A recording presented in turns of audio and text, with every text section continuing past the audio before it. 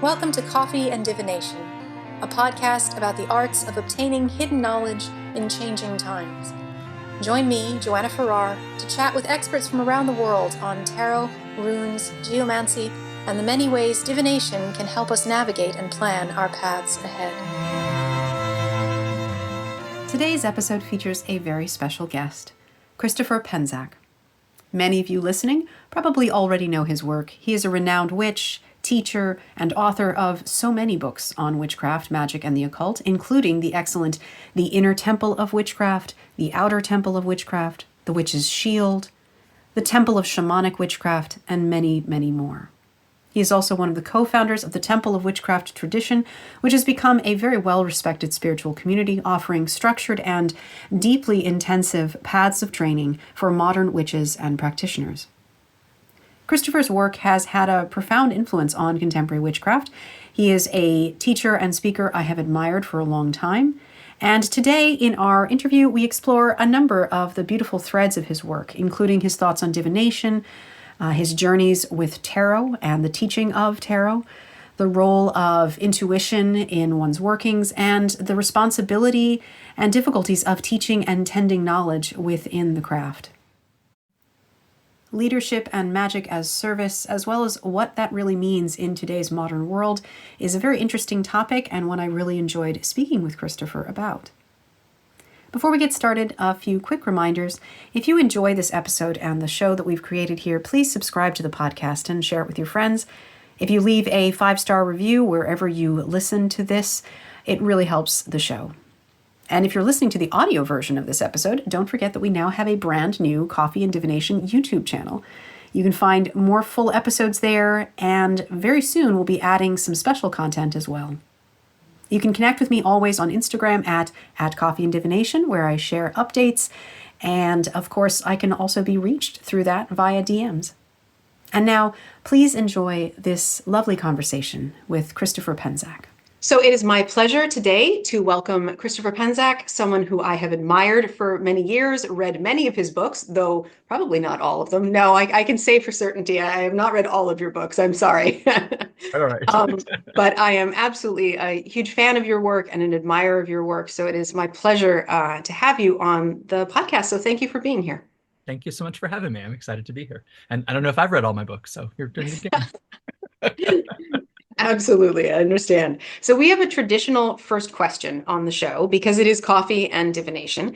So the question I like to ask guests is, what was the form of divination that you were first exposed to, that you first practiced yourself, or if there was someone in your family who, read auras or read tea leaves or did some form of divination, what was your entry points with divination, would you say? That is a great question. I sort of have a dual answer. So the first thing I was ever exposed to was tea leaves, because my great aunt read tea leaves just for fun. And I know there was lots of little witchy things in my family that were very Italian Catholic witchy things, but they in their minds were good Catholics. They did not consider themselves witches or occultists in any way, shape, or form. But I think at the time, I just always thought as a kid that was a game. I don't think I really thought, even when I got into witchcraft, it took me a while to realize all the stuff in my family that was magical. So the first thing that I was seriously exposed to was with my first mentor was tarot. And so when I first got involved in witchcraft and discovered that my first mentor was back in the days where you didn't, tell people that you were witches, and her revealing that she was a witch was a very big deal and was very secret because she was a business owner in town, and, you couldn't share these things out. And getting invited to my first ritual, I wanted to know more about things. And she's like, well, let's look at the tarot. We had an art background. She was my art teacher. And so her teachers used the Thoth deck, the Aleister Crowley, Lady Frida Harris deck. And so she would just show me the art, and she'd kind of explain some of the symbolism. And she was teaching me magic and witchcraft through that. I don't think I realized that at the time. And then we would just meditate on the cards. And then from meditating on the cards, and it was more contemplations. It wasn't like deep path workings to connect to the powers. I don't think I could have been prepared for that at that time. And then she started teaching me how to read and do layouts and things like that. And my kind of first exposure, even before I started doing, full-on witchcraft, was she had me working at her psychic fair. She ran psychic fairs in different places. And I was supposed to run the front desk one time and just get to meet people in the community. And somebody didn't show up. And she turned to me and goes, "Do you have your cards with you?" And I was like, "Yeah." And we kind of played the game of ask a question and pull a couple cards, see what happens. So I thought that's what she was asking me. So I pulled the cards out and I was like, "Yeah, do you want to see, like, is he going to show up or something like that?" She's like, "No, go sit at that table." And I was like, "What do you mean?" She's like, "You're going to be reading today." I was like, "I can't read." She's like, "No, you're ready. Go do it." And so I ended up pulling for my first professional psychic tarot gig before. I mean, I did practice sessions with people. I wasn't, totally incompetent with it, but she was confident in my abilities and sat me down. I did pretty much an 8 hour gig of reading tarot cards. And I left that day utterly transformed because I realized if I can talk to so many strangers over the span of, with a lunch break, probably 7 hours, and for them to be like, "Yeah, that makes sense," and that was really helpful, and yep, that was accurate, and everything. I was like, okay, this is real. I can do this, and it really shifted me more into the professional world of tarot reading and kind of using that to support myself for spending money and things in college because I was probably 20 at the time, 19, 20. So yeah, that was my first exposure. That's that is fascinating. Pretty That's intense. fantastic and intense experience. Yeah. And Mears, I've heard some that wasn't my experience, but I have heard a couple of people say that yeah, they'd studied, they'd done a little bit, and then there was something that came up where they all of a sudden had to be thrown sort of into the hot seat like that, and then have the experience of all that confirmation, all that pressure, but all that confirmation at the same time, which then makes you view the practice differently. Do you feel like then your relationship to tarot, I imagine it would feel different after that. Absolutely. So Absolutely. I think not that I didn't think it was real beforehand, but I started all of this as somewhat of a skeptic. yeah. So I think probably my early tarot studies of just the first 6 months of contemplating the cards was this is sort of psychological, and yep, I can see how this is telling you like what your psyche is telling, and not that that's not right too. But I think I was always kind of skeptical about the psychic part of it. And Mhm. things were coming out of the readings, and now it's not necessarily how I read now. But back in the day, it can be sort of impressive and fun, and it is a little bit of an ego boost for good or for ill, like when you can pull out names and dates or really specific things in a reading. And I had a few of those that day, and I'll be like, I don't know why, but I feel like, I need to say this name or who's this person. It starts with that initial, and particularly one that really rings out from that day is I picked out that someone had recently been through a house fire. And I saw it in the cards, and there's no card that says specifically you've had a house fire, but I don't even remember what card it was, but I remember saying, I know this doesn't sound crazy, and you can tell me if I'm wrong, and couching in all these different ways, but I said, "Did you recently go through a fire and lose all your possessions?" She's like, "How did you know?" And I think in that moment, something really clicked because my doubter kind of went away and said, if you sense something, say it. The worst that's going to happen is you're wrong or they don't get it. And over the years, I've also realized both, in those types of settings and even today as doing professional counsel work with people and pastoral care and things like that, you'll say something and you can be adamant that you're right. And people are like, no, no, that doesn't make any sense. I don't know what you mean. Nope, that's wrong. And then weeks later to months later, they'll come back and be like, hey, what you said makes sense now. Or, yeah, I didn't think of it this way. Or I told the story to my, friend or family member or spouse. And they're like, what are you talking about? That's exactly what happened.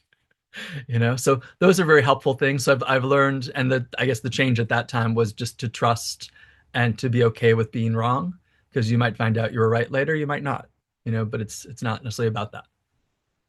Absolutely.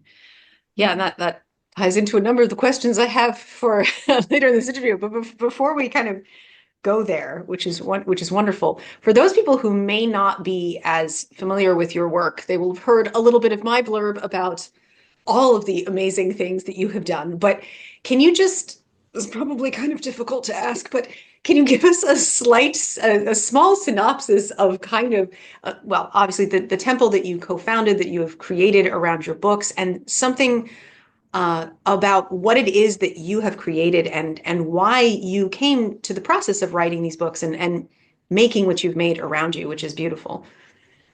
Yeah, thank you. It was funny. I was on a panel this weekend, and everyone's going down the panel introducing themselves and what they've done and everything. And I was like, "Hey, I'm Christopher Penczak. I'm the co-founder of the Temple of Witchcraft, and I'm a witch." And they're like, "Is that it?" But in many ways, that's sort of what sums it up for me. But yeah, that's really, the archetype of the witch for all the good and the bad and all the things that it can be woven into that is really what I identify so much with. And so I mentioned before I was a skeptic. I really kind of came into this really skeptical. The first person who introduced me to witchcraft, I thought she was kidding. It was really in days that a lot of people are starting today can't fathom and can't understand. There was no internet, or the internet was just kind of starting up a little bit. It was even before the witch's voice, for people familiar with those days, you know. And so you really had to run into somebody, and you really had like these little code words and things like that. And when she revealed to me, she was a longtime family friend and great mentor in art and personal life. It was just really somebody I looked up to. When she said she was a witch, finally, she was dropping hints for months, and I was like, "What's wrong with you?" And when she dropped out and said that she was a witch, she's like, "Well, you get it, right?" And I'm like, "What do you mean?" She's like, "I'm a witch." I thought she was crazy. And I just left Catholicism and, hearing that it was a religion and thinking it was sort of the bad definition of a cult, which it took me a while to realize there's good definitions of cult too, of secret practices. But I just thought it was crazy. And I was very much a doubter and very much a seeker of things. And I think to a certain extent, I've kept that even till now. I'm confident about what I know, but I'm not super attached to it. So if other things show me that that's wrong or different, and I'm very much about looking at different paradigms and being flexible in your paradigms. But for me, it was such a life-changing experience. She brought me later to Lori Cabot, who was one of my primary teachers, and study with her was brief and intense and life-changing and set me on the path that I'm on. But she encouraged skepticism. So I attracted a lot of people. So there was a point in her life where she took a break from teaching. And I found, again, because it was word of mouth, I was surrounded by people who were like, "Hey, you've changed. You've changed for the better. Like something's going on with you. What are you doing?" And some I'd share with it, and some I wouldn't. And the ones I shared with it are like, "Can you show me a little of that? Or, can you tell me more about it?" And suddenly I found myself leading a book club and teaching these classes. At the time, I was in the music industry, and I kept on having meditations with the goddess I worked with, the goddess, an aspect of the Morgan called Maka. And Maka would come to me and be like, "You need to teach more," and then disappear. And finally, I got so frustrated with it, I said, "Okay, if you want," and I had all aspirations of being a rock star and, all the kind of dreams you have in your early 20s. And I finally said, "Okay, if you want me to teach more, give me the time, because I've got a relationship, I've got a career, I've got this, I've got that." Thank the gods she picked the career to go away, because 3 days later I got fired, got laid off, which things were terrible at the office. So I knew it was probably only a matter of time, and had difficulty. I was pretty competent in office work and administration, had difficulty getting a job anywhere. And thought, okay, I need to move to LA, or I need to move to New York. And my partner, Steve, who's now one of the co-founders of the Temple, didn't want to do that. So I ended up starting teaching witchcraft classes. And those classes, and they started with little notes that built out to bigger notes, that built onto bigger notes. I have a whole generation of students that are like, "We studied with him before the books. Our classes were the basis of the books," which is fun. And then those binders became books, because I thought, well, you can't teach everybody. And it sort of created, unintentionally, I looked at it like a system. And because my teachers very much said, "Here you have it, go forth and do your own thing and create your own communities." And I didn't quite factor in desires and needs for identity and community, and a lot of the things that might not have interested me as much starting, were more important to people than I realized. And so suddenly I found that I had a group of people wanting to help, but not necessarily lead their own thing. A realization through some coven experiences that not everyone's meant to lead a coven. Not everybody is meant to run a group. Not everyone's meant to do public service, but it doesn't mean you can't be involved in community. But a lot of the pagan and witchcraft paradigms, then you sort of feel like you're stuck. Like you're either working to be a high priestess or you're not, and I wasn't really into that paradigm. So we ended up creating kind of community. I always say that the books became, or the teachings became books, the books became a system, the systems became a community, and the community became a tradition, sort of in that order. But that was never my master plan. I had no desire to do any of that. It was not something that I really had. People think, from the early 90s, I had this arc laid out, but each piece sort of opened a new door for me. And with the students that were the most involved and the most interested in helping and build community, we decided to build a nonprofit. And so through that process, we created the Temple of Witchcraft, which is based on my Temple of Witchcraft series of books. And we teach divination to witchcraft to magic. We've got a lot of open source stuff that people can just come and take. We've got initiatory material. We've bought land here in New Hampshire, and we're trying in the process of the very slow process of raising funds for a community center, and kind of taking off in that way. So that's sort of how I got here, and why I'm doing all the things that I'm doing. A lot of it really is based, for me, the archetype of the witch as an ancient magical priesthood, whether that's an archetypal mythical history, or literal history, but I think that's my spiritual ancestors, if not literal ancestors. So the idea of service to the gods, service to the people, service to the land is really what guides me. And that's how we've kind of created all this. Mhm. It was a very Yeah. long way of saying all that. No, it's a lot, and I feel like you were incredibly concise in your way of presenting it. So, Thank you. I think that speaks to, I think, what I also kind of got. Well, I started when I was, Baby Witch was in the 90s. So yeah, I know what you mean about the change in the community that we've seen in terms of the rise of having access to so much more material, which is beautiful, and then also has created new challenges, which we didn't experience when we were starting. And you have navigated that and been able to create community around that, even with some of the challenges. How do you, I don't know, I have a number of different questions around this, which is why I'm trying to choose which one to go, which one goes first. Um, I was just at the Sacred Space Conference, as we were saying before we got started. And I heard, for example, someone tell me that on TikTok, apparently there's a lot of people saying that you should never work with the Fae. They are always dangerous and never touch any work with them. And I had never heard this, right? Because we, in our tradition, we recommend caution and respect. But not complete avoidance. So I feel like there has been a sort of breaking apart of little pieces of tradition, which there are as many living, traditions which would say, no, it's inappropriate and you shouldn't. And others that say respectful caution, whatever. But these little chunks of information have kind of gotten pieced out, which can be, I would feel if I was new at this point and starting out, I can only imagine that could get confusing and difficult for people. So how do you view the role of traditions like yours and, things that create structure or have structure in this new kind of ecosystem that we have around us? It's tough. It's a Yeah. great challenge. I would refer to like all the information. I actually teach this as part of the training, that we live in the age of the great blessing and the great curse. And exactly as you said, the great blessings, we have access to all this information that we've never had before. Even before the internet, just your library had just access to so much compared to the ancient world. But we also have this great curse because never before we had access to all this information. And the curse part of it is without context. If you were raised in a particular cultural tradition, you kind of get their social customs, and it's baked into language, it's baked into food, it's baked into seasonal celebrations. And because of the modern world, for good or for ill, and I think a lot of it's good, but I think a lot of it can be difficult, we don't have that same context and kind of mooring. So we're able to pick and choose, which is great, but we're also able to pick and choose, what do you pick and choose if you don't have a context to know what's good and what's not? So I find a lot of my work with the younger generation, which I've just learned to embrace, because what else can you do? Because I feel like there's many things the elders of the generation before me would rail against.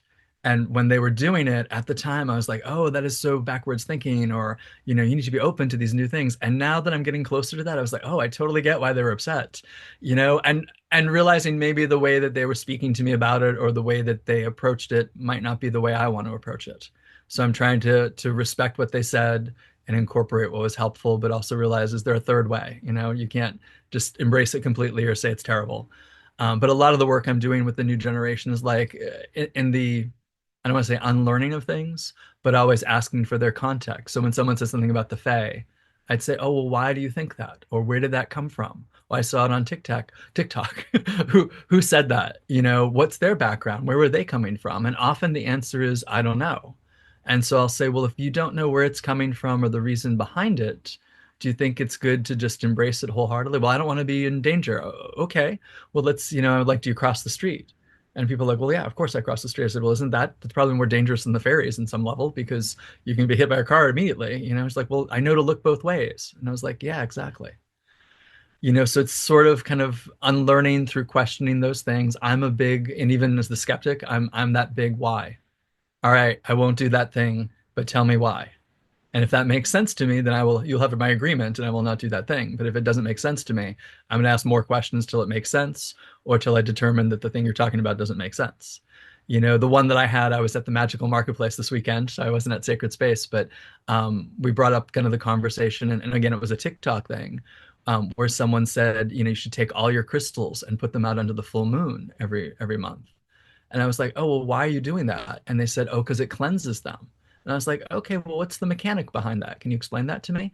And they couldn't. And I said, well, just a point of reference from, old fogey who's learned things from a different way.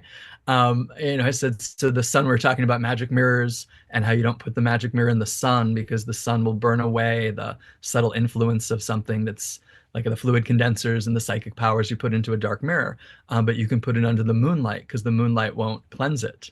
And they're like, oh no, the moon cleanses everything. I said, well, I'd like you to explain that to me. I said, because the way I learned it was the sun has an intensity that, like fire, can burn off harmful vibrations and energies, and the moon pushes and pulls them like the tides and sort of magnetize them. And so I learned that if something is in a crystal that's unwanted and you just put it under the moonlight and it's the full moon, it's going to magnify whatever's in it, good, bad, or indifferent.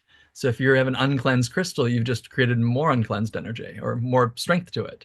And they're like, oh, I never thought of it that way. And I was like, if there's one thing you can learn from me, is just think about the why behind it. I'll identify primarily as a witch. I'd say the other word that I really identify with is occultist. And I think the science of the craft is just as much, or if not more important than the art and the religion of it. And so I'm always asking why. What's that? I don't think we'll ever find a unified, or at least for myself, a unified field theory of, occultism. But I think I'm always asking that question because things have to be in relationship to each other for me. I also have to embrace that that's not true for everybody. But for me, that's the thing, like talking with divination. Part of the Magical Marketplace's theme was all about divination. So I did a class on tarot. And we kind of got into the classic debate of, in magic, are wands fire or air? And our swords fire and air. And, in the end, you're sort of imprinted the first thing you learn. So if you studied with somebody who was really like pivotal for you and they said, this is what it is, that's probably what it's going to be for you for quite a while, unless you really have a reason to change it. But I was talking to a good friend of mine who's also a tarot reader. And in her witchcraft tradition, air is wands and swords are fire. And in the traditions I've studied and what I teach, air are blades and wands are fire. And most of the tarot imagery out there tends to be wands fire and blades air. And some will say, oh, that's because the Golden Dawn was hiding the true secrets and da-da-da-da-da. And, that was a blind that was put out there. I'm like, maybe, I don't know. I wasn't there, so I can't, I'm not going to tell you absolutely not, but that doesn't fit with the symbolism that I see in those cards. I think that this works. And we're, kind of talking about the ideas behind it and talking to my friend, I said, so you use the same deck that I use to read. And obviously those sword cards are very clearly air and communication. How do you truck that with your magical tradition? And she goes, I don't, which just blew my mind. I was like, well, you live this magical life, and she's just somebody I deeply respect. And not that this made me not respect her, but I thought we were coming from it from the same place. And that was an assumption on my part. She's like, those are two different things. My tarot practice is here and my witchcraft practice is over here, and it's all a part of the umbrella of my life. But I don't have to make them fit. They're two different things. And I was like, oh my God, I have to make them fit because they all have to connect, So it was just that realization that we were just operating under two different paradigms. And what I saw as this cognitive dissonance for me wasn't a dissonance for her at all. She was able to compartmentalize, and she's a great reader. She's a great witch. She's a great priestess, so who am I to say you got to do it this way? But it was an interesting insight on the assumptions that we make even with our close friends about magical living. Yeah. And I think all of that speaks to the fact that in either direction, like, whether you're talking about the fire for wands or swords or any of these concepts, what we were talking about with the Fae, it has to do with taking the time to link backwards, and regardless of whether you're doing it within the structures of a tradition or not, recognize that nothing is a discrete piece that you can just pull out, which is tricky because for some of, I work, have relationships with Greek deities, and that is a very difficult thing for people because they'll be like, well, does that mean that you think we should live like we were in ancient Greece and they didn't treat women very well? I'm like, no, there are times when we can piece something out and we can rebirth it, and there are other things that do have to connect to a larger whole. So it's kind of I think that's part of the challenge with a religion that's as young as ours, is that we are having to do that work of chunking things out and then making a cohesive fabric, but we can't do one and then not the other. We do have to pattern it somehow together, or at least see how they naturally fall together in a way. Yeah, and in regards to your practice around that patterning, you have this beautiful, tradition that is around the books that you've created. How do you think about the line between what someone brings to the practice that they have brought from their practices from before, and having them sort of begin again with a clean slate, kind of like going back to beginner's mind? Where do you sit when you have somebody come in who's like maybe not a beginner? They have done this for a while, but they're going to start at the beginning with you. How do you think about that beginner's mind thing? Literally use those words. Okay, Often we have cool. to have that conversation. I feel like you should be on our mystery school staff. You'd be resonant with where our challenges are right now.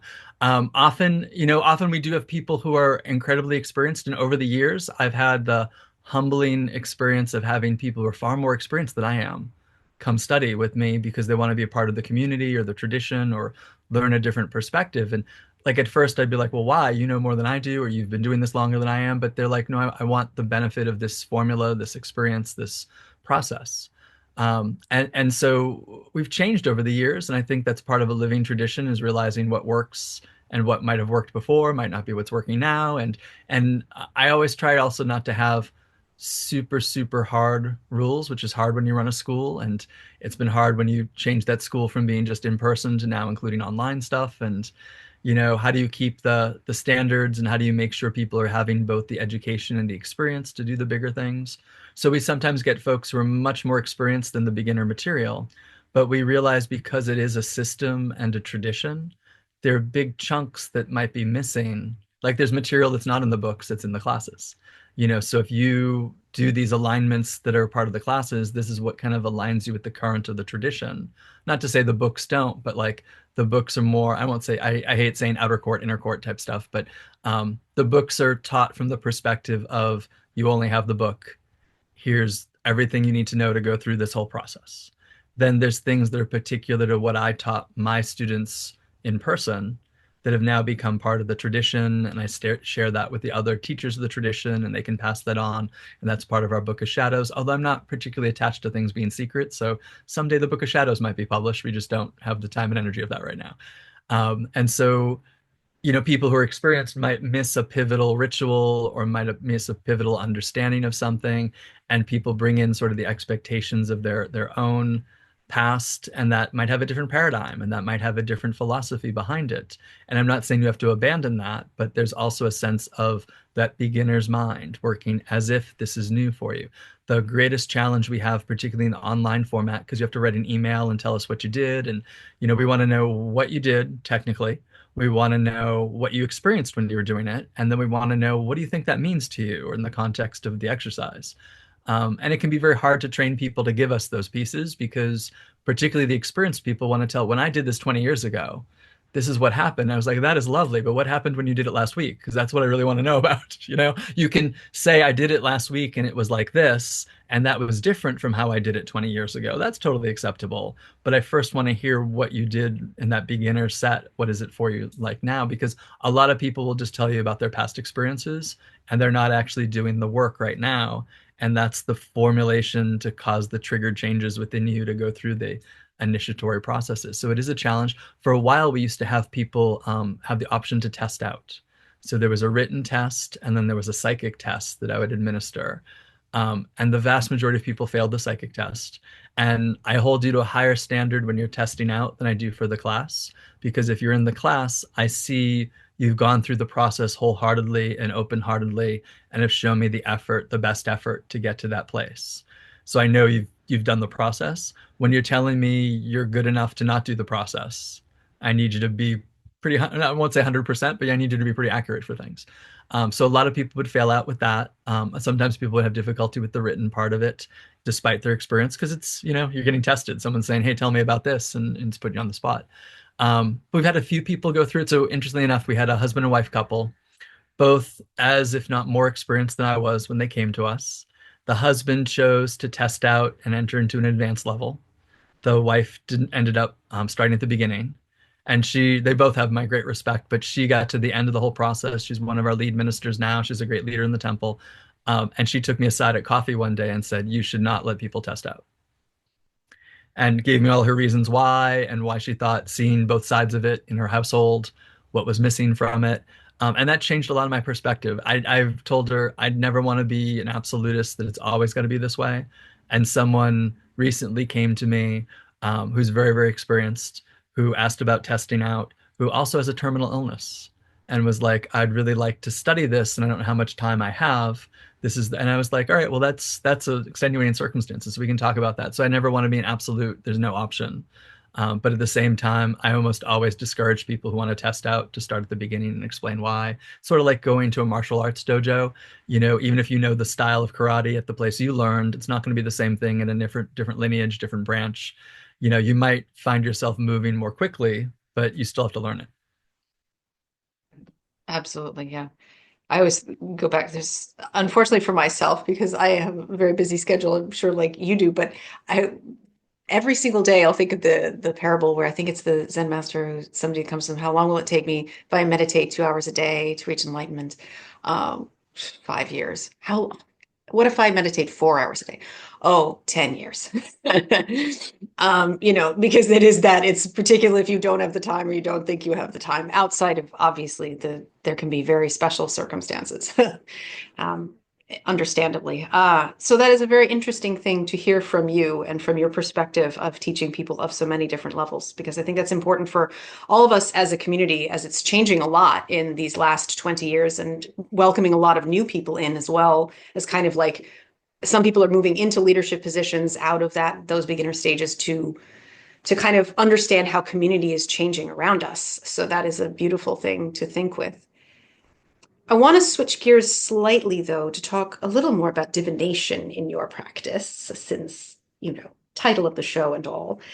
You mentioned, of course, a tarot workshop that you had done. So obviously, tarot is a big part of your practice. Can you tell me a little bit about that? Tell our listeners about how you view divination as being a part of your witchcraft practice, or what other forms of divination you also, include regularly. Well, as part of the witchcraft practice or magical life, magical living, I think it's got the two halves of speaking and listening. Mm-hmm. And so I think on one side, we've got magic and ritual as the speaking, as the doing, as the acting. And on the other side, it's meditation and divination for me of the listening. I tend to be a big advocate of meditation, and really advocate a daily meditation practice if you can do it, but if not, daily, regular meditative practice. And interwoven with that would be a divination practice, although it's not daily for me. Usually for me, personal divination is when I hit a wall, or there's difficulty, or I'm uncertain about something and I want to see, if I do this, what would the result be? Or, communion with kind of holy guardian angel, higher self, or communion with gods and say, I feel like I'm drawn to this. Is this clear spiritual direction? Is this my ego talking? Let me try to parse out those bits. A big part of my work and working with other people as a professional witch, as a minister, as a priest, has been about divination as the basis to start the conversation. So a lot of times people come to me for a tarot reading and what they really need is healing, or they really need pastoral care, or they really need kind of deeper understanding of their experiences, but most people can't articulate that. So when they show up on your doorstep or they call for an appointment, they're like, "Oh, I'd like a reading." And the reading becomes that springboard. And we're actually talking about it on the panel that I did this weekend at the festival.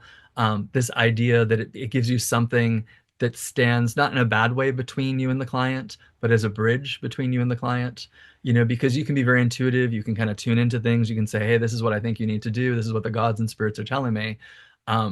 But having something physical to show people, to talk about, creates a bridge. I know when someone comes at me with a psychic thing, usually unbidden, but when they give to me a psychic thing and they're like, "Oh, the spirits want you to do this," I automatically shut down because I'm like, I don't know where that's coming from. I don't know what you mean by that. Where did you get that? There's not a lot of skill in how it's articulated. And I know when I'm just purely working with somebody intuitively, I try to be as gentle as possible in kind of making sure I'm opening the door. Do you want to step through the door? But with a card, with runes, I also practice with runes, but usually tarot is my primary thing because I think most people in the outer world and most people in the community can interface with the cards pretty well. I can use those symbols in a day-to-day sort of way, but I can say, here's the card and point to something on it, just like my first teacher did, and say, I think, we really need to focus here, and this is what this means to me. But can you see what that is? Does that apply to your life? Or, and it starts a conversation, because I think in the end, my readings with people have really changed from pulling out the names and dates and how could you possibly know that. It's all very fun and impressive to do, and it's a nice boost to think you're so magical and psychic. But the harder part is having deep conversations with people. And so a lot of my clientele, I'd say in the last 15 years or so, switches more to like deep conversations of life and death and health and parents and abuse and things that we deal with. And also it's the struggle of parsing out like, I'm happy to work with you, but I think you also need a therapist. Or I'm happy to work with you, but this sounds like a medical thing too. I don't want you to walk away thinking this is just a magical solution. And if you're willing to do that, I will continue to see and work with you. But the divination provides a good springboard for having those conversations, because you're not just kind of putting something on them. You're able to kind of, this is where I'm getting this from. Let me explain it to you. Let's have a conversation. What do you see in this? And it can kind of bring out other things, which I think other forms of psychism doesn't always work that way. Yeah, having the technical or the physical, the tangible for people to look at and understand and join you at in the conversation can be helpful. That makes a lot of sense, as opposed to just spirit told me, which a lot of context needs to be and framing needs to go around that anyway. I'm always like, which spirit? Who? Yeah, exactly. What is their address? What's their name?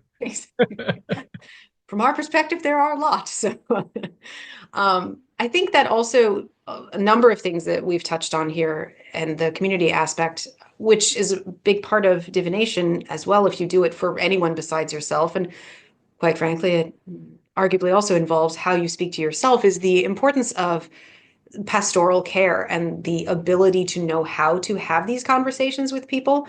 So not because, when people are first starting with divination, there's a lot of emphasis on how you learn to even just know what you are looking at, which is, of course, a lifetime's journey in and of itself, to develop those relationships. But then how do you speak them? How do you have those conversations with people?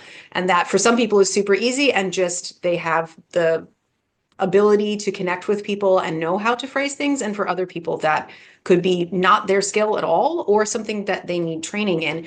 And when we have traditions like what you've built around, then you have ways of guiding people. And I think that is a missing link somehow in the community feel around our religions, in that there can be like technical skills taught and emphasis placed on that, and then the aftercare, or the way of holding space, or whatever you want to call it, to make sure people are okay around a big ritual. It's one thing to throw a big ritual, have everyone come, but if then there's things that happen that are knock-on effects and no one has that community around them to have support, how do you feel that as a community we could either do that better, or as a part of any practice, we as a larger community could think about that? Because you clearly have a lot of experience in having these gatherings and people. I think if you're in-person community, it's such a different dynamic, usually, not always, but usually, that I won't say that's taken care of automatically, because you still have to do it, but I think there's opportunity of modeling, I think is huge. I think there's many things that's really hard to put into words, but when you see and experience it on yourself, when you've had a bad experience in a ritual and someone helps you, and then you're called years later to help someone who's having a bad experience in the ritual, you kind of know both sides of that, and that can be really helpful for it. But until you've had those experiences, it's hard to just say, hey, this is how you counsel somebody when they've had a tough ritual experience, because you need to see it, observe it from on the outside, or observe it from the other side of it, and have kind of that practice in that culture. I think when people come to our rituals, we don't always explicitly say, if you've had a bad experience at the end of this, please reach out to and point out these people. Although we've had big rituals at like our festivals, we're just like, this is a really intense ritual. If anybody needs additional grounding support, we have a tent over here, and I'll point out the tent, and this is where it is. Please go to that place. We used to do a big, talking about the fairy as being dangerous, we would do a big fairy quest. And it was basically, into the woods, and different priesthood would be overshadowed by one of the fairy entities of a special court of fairies that have a relationship with our community.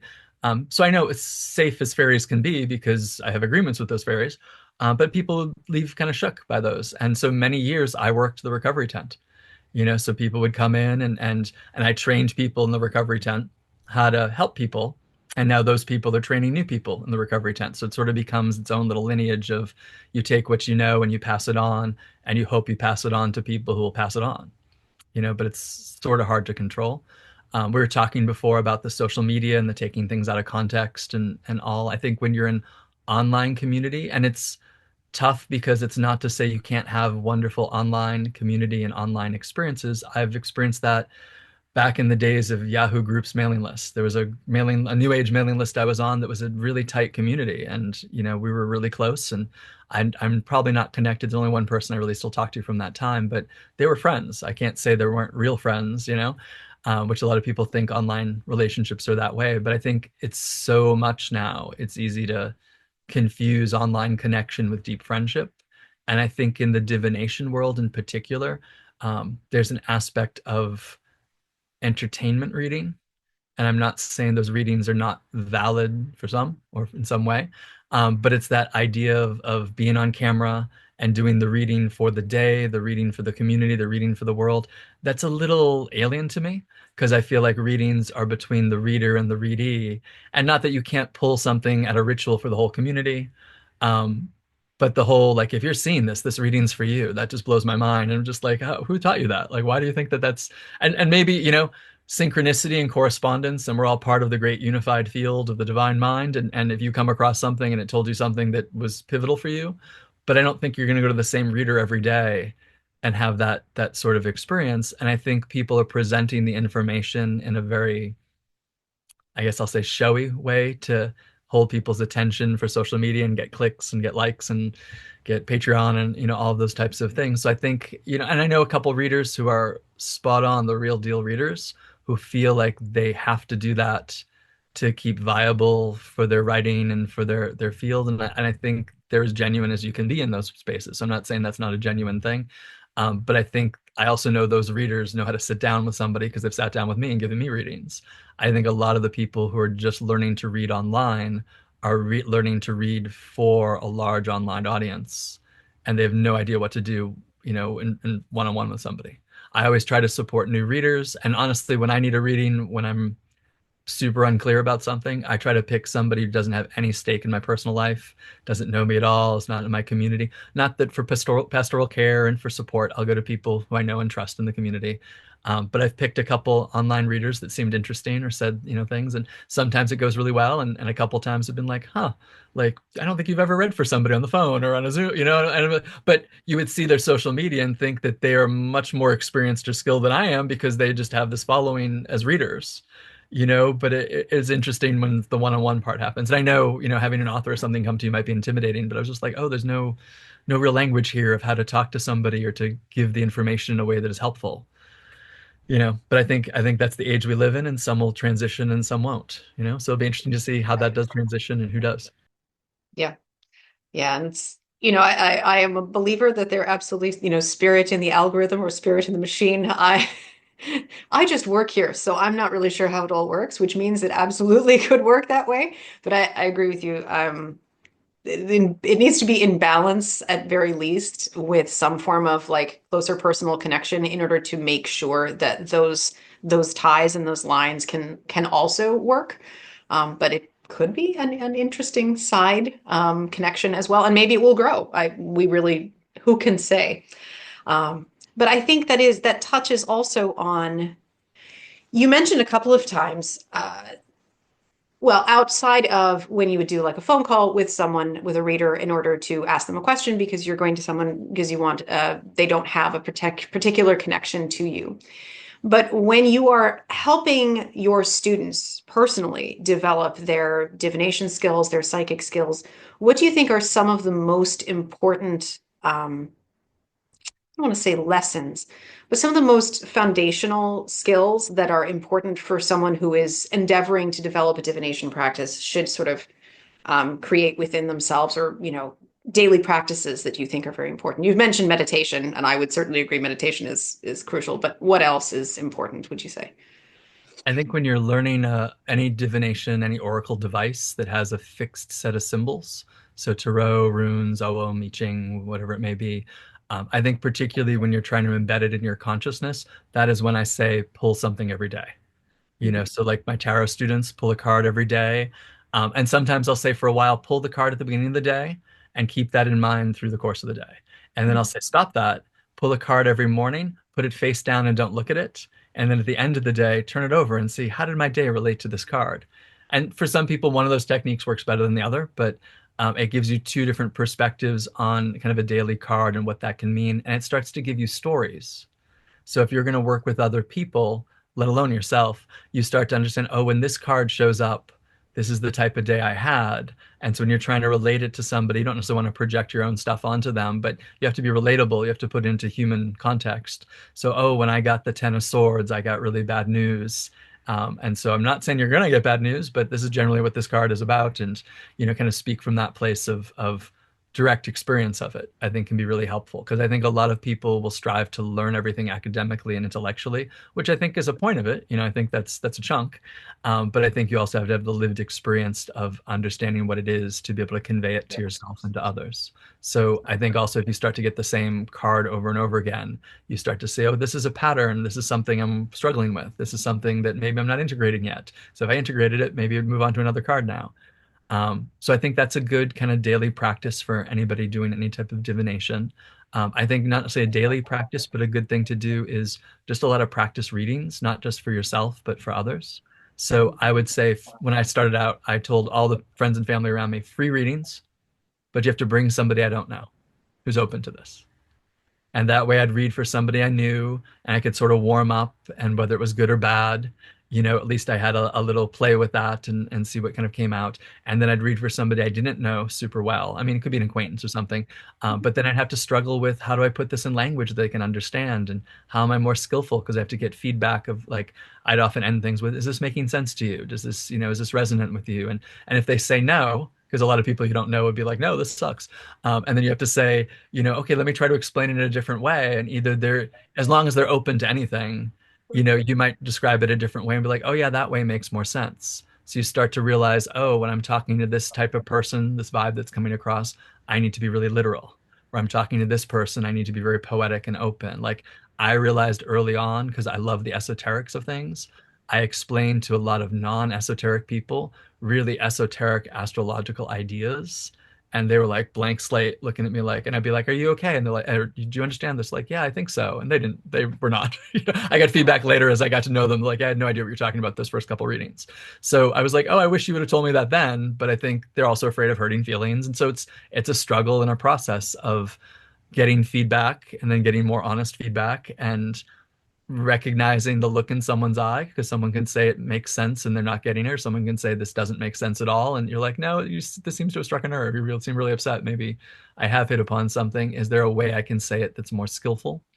But I think also, if there's magical practices with the divination system that you're choosing, to be able to incorporate those into your meditative or magical practice. So like for me with tarot, when you pick that card for the day, whether it's in the morning or in the evening, can you meditate on that card? Can you contemplate its book meaning? But can you also go into the card and speak to the spirit? I look at tarot as having, 7, 8 spirits. So each of those spirits have something to say to you. You can get into the more like the decans of the zodiac and the angel and the daemon and, all those things. But I would just look at the spirit of the card. What's the spirit of the 9 of discs want to say to me? And will it commune with me? And realizing, in fact, all the decks we work with have a different variation of that spirit. So the one that's going to come out through the Rider-Waite-Smith is not going to be the one that comes out through the Thoth, is not going to be the one that comes out through the Marielle deck or the Herbal deck, or, whatever it might be. So what's the deck you're working with now? And how does that spirit express itself to you? Get to know all the cards on a psychic, spiritual level, get to know them as friends and allies. Yeah, absolutely. I think that also ties into something which you mentioned a little earlier, which is that when you're first learning to a degree, in a safe way, which is reading for yourself, doing daily readings, reading books and learning from others about the divination system, and then giving yourself time to have like protected space for the learning you need to do. But then there's the gentle pushing your own comfort zone that is important, which can be easier if you have community around you of your friends going like, hey, I think you could probably do a little bit. What if trying this? But you can also be your own push person in that way. But that's also, I think, an important part of a lot of different art forms. You come from a music background, so we speak the same language in that as well. That there are times to know like the amount that you can safely push yourself beyond what is your real traditional comfort zone, and that can be, having conversations with people that don't necessarily see the world exactly the same way as you. It could be an acquaintance who doesn't have any experience with this witchcraft stuff you do. I don't know about that. And that could be that gentle push. Are there other ways that you kind of think about, um, for people who are perhaps solitary, or the way that you work with your students, um, helping people judge their own comfort levels and when it is appropriate to kind of push themselves beyond, without them sort of leaping off a cliff they're not ready to go off? Yeah, that's a hard one because I think honestly, if I wasn't pushed, I probably wouldn't have done it. And I don't know where I'd be, right now for that. So, um, in magical training, whether it be the divinatory practices, whether it be other magical practices, whether it's music, whether it's athletics, whether it's art, I think there always has to be sort of a balance of dynamic tension. You've got to challenge yourself on some level, but not challenge yourself all the time, like you said. And I think it can be hard to gauge that because we're all different. We all have kind of different constitutions. So that's sort of where the feedback comes in the school. So it can be tough and it can be challenging because I think a lot of times when people take a class in person or particularly online, they're looking for affirmation and praise. And that's wonderful. And I think people should highly seek that out in other contexts, but that's not the context of the mystery school for us. So there's always going to be, even the most gentle challenge will be, have you thought of it this way? And then if you respond to that, that can be a deeper conversation and you don't have to respond to that. And then sometimes the less gentle feedback would be like, you seem to have missed the point of this. Let's try it again this way. And getting people, and our program for the mystery school is challenging. So, we try to encourage people. Honestly, we try to discourage people from taking it if they don't really want to take it because it's a lot of work. And it can be very frustrating and it can be hard to get feedback that we don't like. And it's the tough learning curve of everybody communicates differently. So our staff learns how you're communicating, and that might be frustrating for you, and it's also frustrating for us, because we're looking for particular things, and it's hard. And magic is a subtle art, so it's hard to articulate those things. So but generally our programs, if you're in the initiatory materials, is pretty challenging. So outside of what's due each month, I don't push them any harder than that because I think that's enough. But sometimes we'll have conversations, or sometimes somebody really talented will just be doing the bare minimum, and then that's more of a conversation that we have of I think you show all this promise or all this talent, why aren't you looking to go a little deeper? Why aren't you doing more than just the everything once, the bare minimum? Because ultimately these things should be integrated as part of a personal practice. But I'm not watching you. I'm not a policeman. I don't care what you do in the end. This is for your enrichment. But if you don't integrate them and you keep going, it's going to be super obvious by the time we get to levels 3 or 4 or 5 that you've not integrated these things. And we're going to be like, hey, do you remember this thing? What about that? I think in terms of the reading world, I think it also depends on what your goals are. Not everybody wants to be a reader. Just like I said, not everybody wants to, run a coven or, do that kind of public service of it. If that's not your aspiration, you don't have to be pushed into that. We always try to say, at least for the course material, try everything once the way we've presented it. Experience everything at least once. So if we have to go back to it, you've had that experience and we know you've had that experience. But if this is not for you, like in our 4th degree is basically based on Hermetic Kabbalah. And many people rebel against that. And this kind of gets into our TikTok world as well of taking things out of context. People will say, well, my traditions are very ancestral, or my traditions are very, pick the descriptor, and this is not a part of my tradition, so I don't want to know it. And that is lovely, then don't take the class. But people often also want the prestige of going through a whole program or the leadership opportunities that result at the end of the program, because there's certain positions in the temple you can't have unless you've gone through those programs. And part of it is for us to see how you handle people and how you handle feedback and how you handle conflict. And, because if you can't handle it in a class setting, we don't want to give you a leadership position, because that's going to be difficult. And those who make it through, and not everybody makes it through, but those who make it through will often say, I'm never going to use this again in my practice, which is perfectly acceptable. but I'm glad I did it because now I understand all these things that influence Tarot and influence Wicca and influence paganism and Western occultism, even if it's not your jam. But I think a lot of people looking for whatever they perceive as a more authentic context. Like I've had folks in Tarot say, well, I would like to learn the Tarot with you, but I would like to have it have no associations with anything from the Golden Dawn or Wicca. And I was like, well, I am the wrong teacher for you because, that's kind of the bedrock of the lens through which I learned it. They're like, no, I want the, old Italian or I want the French. I was like, well, then you should find a teacher that does that because that is not me, but I think, and it's the weirdness of sometimes people would like to really demand, I guess, what they think the program should be versus what you're offering. Kind of that, again, the lack of context, a la carte. I want to pick the course parts that I want, which that's called self-study. You're welcome to do that. I'm not stopping you. But this is what I'm offering as part of the education program. You're welcome to participate to the level you want to participate, but this is what I'm offering. I'm not, unless you'd like to hire me to make a custom program for you, which I think you don't want to do that because that'll be fairly expensive.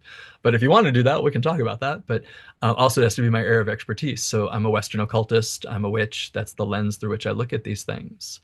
We live in interesting times, and I get the political sensitivity, I get the cultural sensitivity, but I also think we're connected to things for good, for bad, or indifference, but we're connected to things in that context. And I think it's super important to know that context, even if you don't like that context, or you don't want that to be the foundation of your context. If you want to really learn a topic, you got to learn all of its parts, not just the parts you like. But that's hard to say these days. So I find myself trying to have skillful conversations that get that across without offending people.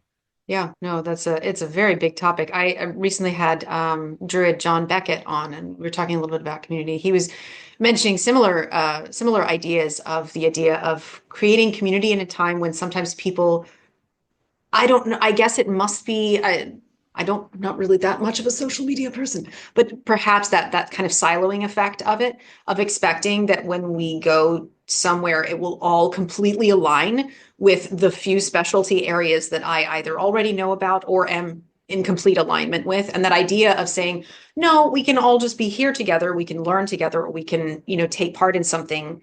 And it doesn't mean that absolutely every column of it is an exact DNA match to your current opinion.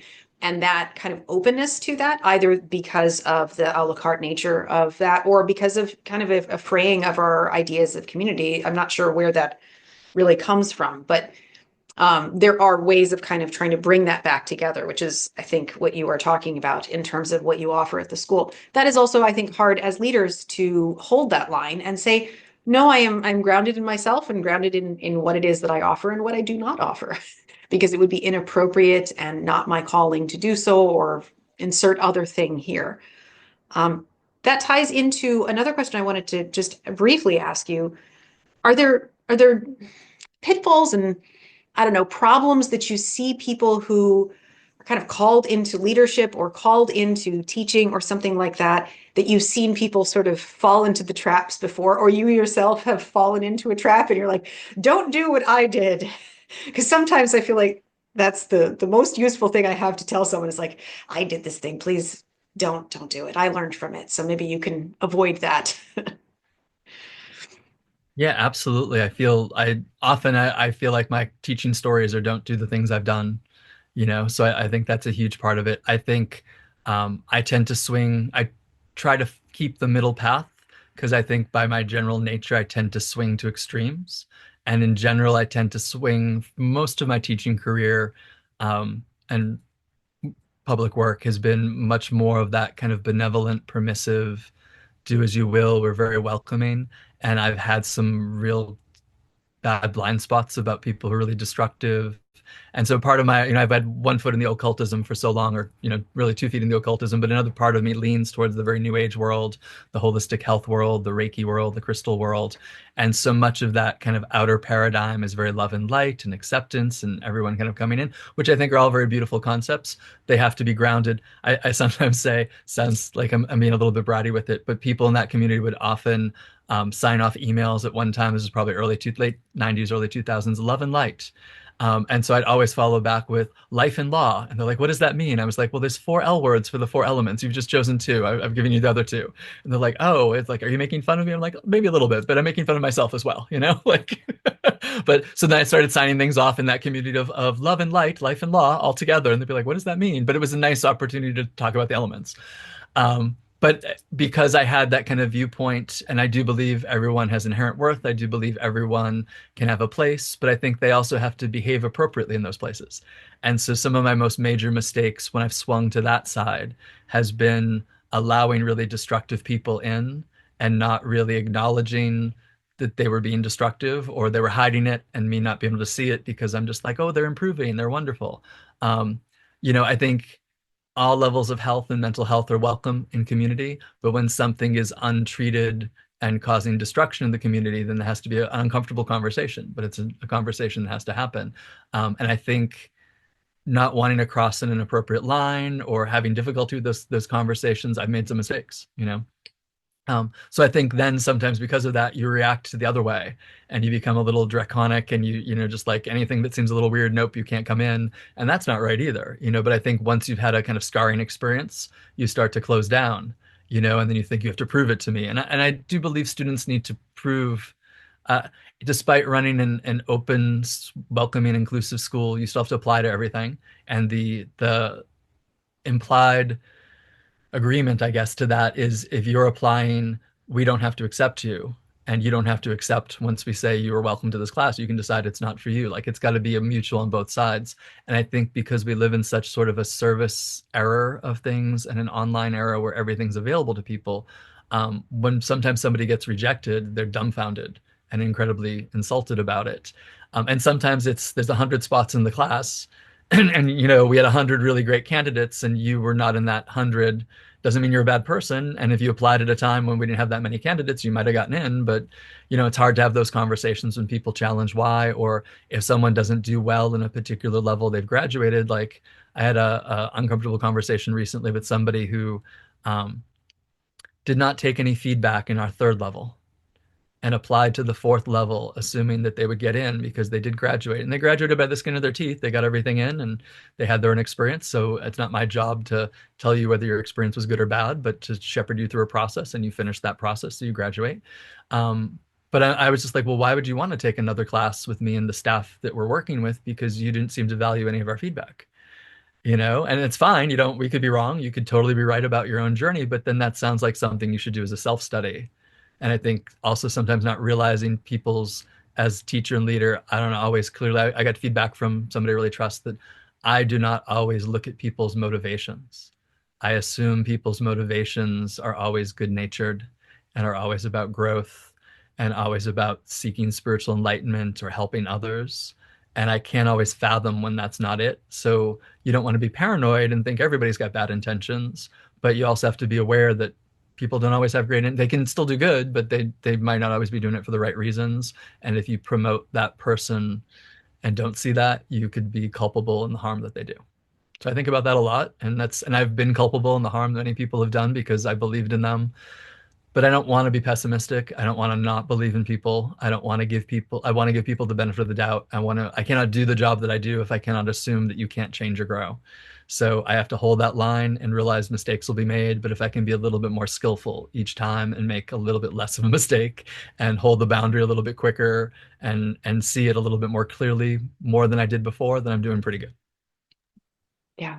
Yeah. But that is a really, really important lesson also that you have shown beautifully in how you said that is also the self-reflection and the self-knowledge to know, oh, I see, I swing in these ways. And that means that you have other people around you, I'm sure, you are talking to about these things, and you are also reflecting within yourself, which goes back to what we were talking about at the very beginning as well, that these things all come down to being able to have good reflective surfaces of other humans and spirits around us, and being able to listen to that feedback and sometimes go our own way anyway, even if it's deeply what we need to do. But that is beautiful.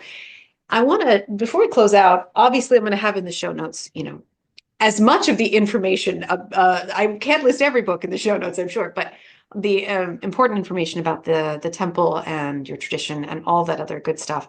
Is there something that you would like to sort of like any advice or thoughts that you want to leave people with in this particular time, or just things that you're thinking about that you want to share with people that you think would be useful for listeners?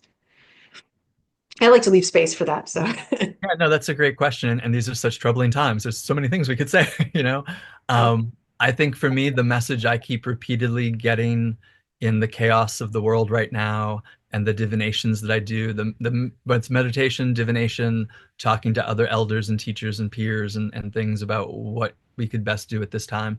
The message in some shape or form I repeatedly get is to do the good that is before you. We cannot control everything. Sometimes with divination, I like to know what's coming, and we can't always know what's coming. Many of the divinations that I have made in the political processes of the world right now have all been wrong. So I know I've got a veil of, I want to see what I want to see in those places, in those times. So I know maybe I'm not the best person to do those divinations. And people who I thought were far more pessimistic turned out to be right. So perhaps I need to listen to them a little bit more. That gets into that kind of failing we just talked about. But I think, what can you control? Do the good that is before you, and really, really just, I guess I'd end it with, create sacred space in your life and do the good that is before you. A lot of my life is about teaching people to find the sacred within through meditation, find the sacred without through ritual. Big part of the temple grounds here has been building sacred space and physical temple space and stone circles with the land itself, but not everybody has that opportunity to do it. But hold a sacred space, and in that sacred space, do the good that is before you. And I think that's the best thing we can hope for right now. That is beautiful. And thank you so much for that. And thank you for your time for this interview. I appreciate it. And I hope that you'll come back on. We'll talk about lots of other things. This is super fun. I'd love to. Yeah, that'd be absolutely anytime. Just let me know. All right. Thank you so much.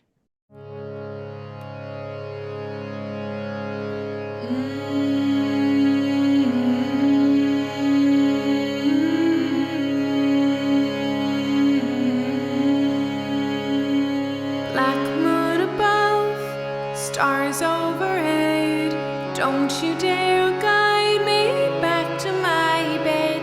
The river is frozen, the pollen path's bare. Don't wait for me, darling, there's thorns in my